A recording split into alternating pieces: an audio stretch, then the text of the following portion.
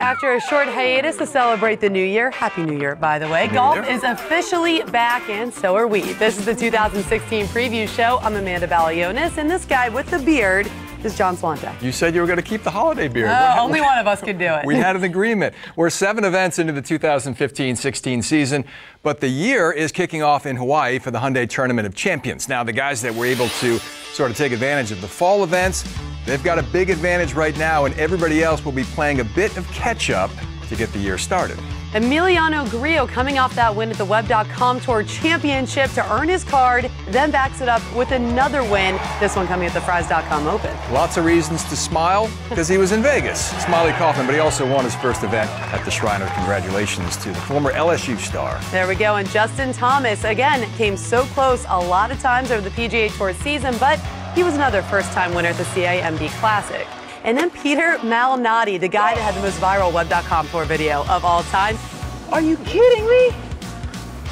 Oh, that for that? Epic, absolutely epic. And so was Malnati's first victory. Congratulations also to Russell Knox. He always said my first victory is going to be a big one, and it was. He took a World Golf Championship in Shanghai. And of course, everybody loved this victory. G-Max stepped back into the winner's circle for the first time in 3 years down in Mexico.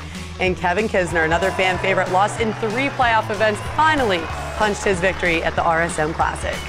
And speaking of Kevin Kisner, he very early on, I know, but he does lead the way in the FedEx Cup standings. All of those winners obviously claiming one of those spots in the top 10, and a couple of others mixed in like Kevin Na and Jason Bone. Some of the big names that are the big storylines heading into 2016. Jason Day, we haven't seen him yet in competition. Rory has played a couple of times. He's 67th in the standings. Ricky is 75th, and Spieth is 87th. They each played over at the HSBC Champions. On the schedule side of things, we've got an incredibly exciting year. Busy, certainly, a little condensed, but very exciting. It's a Ryder Cup year, of course.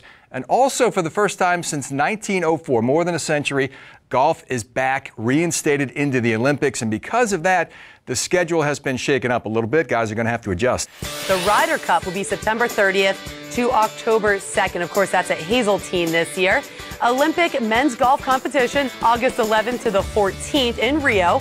Now, the PGA Championship will be that last weekend in July, and the WGC Dell Match Play, which is being held this year in Austin, Texas, will be March 23rd to the 27th. And, of course, the Tour Championship by Coca-Cola, the culmination of it all goes down on September 22nd to the 25th.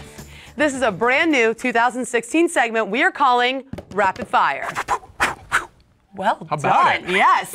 There are 4 names in particular that everyone is curious about, and you got to start with world number 1, Jordan Spieth. So, Swan, rapidly, how will he back up his historic 2015? He will not win a major championship this year. The pressure to measure up to what he did last year will be insurmountable. I don't see how he could do it. Jason Day, he's got some measuring up to do as well. What do you think? Yeah, I think that he is able to back up a solid year. I say he wins at least 1 major and 2 other PGA Tour events. I say it's a minimum 3-win season for Jason Day. Rory McIlroy coming off that lackluster season for his standards. What happens this year? I think he wants a do-over from the kickabout last year. No kickabouts anytime soon for Rory. Let's not forget, he won the last 2 majors of 2014, and it was supposed to be lights out last year until the injury. He's going to be highly motivated this year. I think it's a monster year for McIlroy. Ricky Fowler, he's sort of on the fringe of those top few players, that top tier. Does he break through to the next level this year? I think he does. I think his incredible performance at the Players, I think at the Scottish Open, he had some big wins under his belt, which gave him confidence. So I think Ricky Fowler takes that major championship. I think he certainly fits in with the other 3 very easily. Let's throw those guys out of the equation. Okay. It's FedEx Cup selection time. This is our favorite part of these previews. It is, because we're always wrong. We're rarely right, but we enjoy trying to, get back on the horse every year. FedEx Cup champion at the end of this long season, maybe a sort of outside the grid guy. See, I don't think he's outside the grid, and you may laugh at me for this, but I'm going reigning Rookie of the Year, Daniel Berger. Not only does he make it back to the Tour Championship by Coca-Cola, but he claims the cup. He is motivated. He's ready to go. So Daniel Berger, you heard it here first, wins the FedEx Cup. Who said he was going to be a top 5 player in the world? Whatever, moving on. Patrick Reed. And he's 10th in the world currently. Yes. If he gets to number 5, we could have an international incident on our hands. He made it all the way to the Tour Championship last year. finishing 12th in the final FedEx Cup standings.